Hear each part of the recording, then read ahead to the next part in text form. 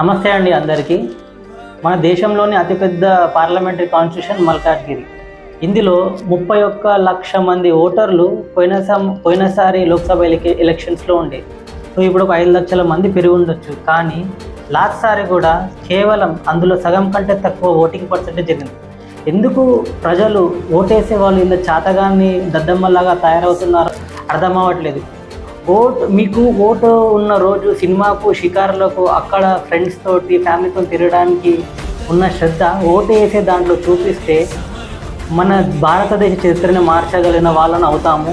మీ constitution election, మీ parliamentary కాన్స్టిట్యూషన్లో మరపురాని, తిరుగులేని ఓటింగ్ మెజారిటీ వస్తే మీరు ఉన్న ప్లేస్కి ఒక పేరు వస్తుంది.